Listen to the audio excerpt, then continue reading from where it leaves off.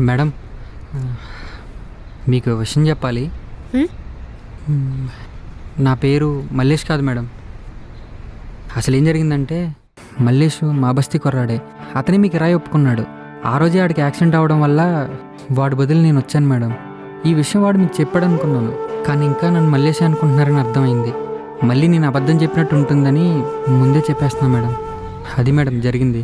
అందుకేనా ఆటో అక్కడ దూరంగా పార్క్ చేసి వస్తున్నావు? హ్మ్.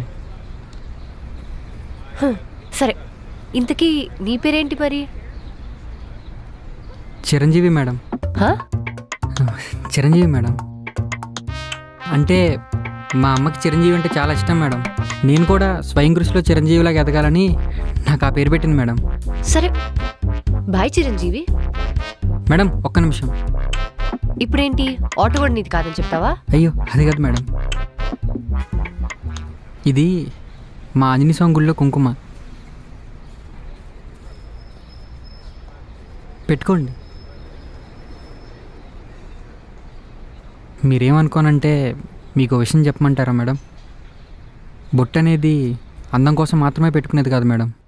మనం ఇది అనే సాంప్రదాయాన్ని, సంస్కారాన్ని తెలిపేది కూడా ఇదే మేడం. నాలంటోడైతే ఆత్మవిశ్వాసం కోసం, దేవుడి కోసం, నా కుటుంబం కోసం పెట్టుకుంటాను మేడం. ఉంటా మేడం. జై చిరంజీవా. చిరంజీవి మంచోట్లానే ఉన్నాడు.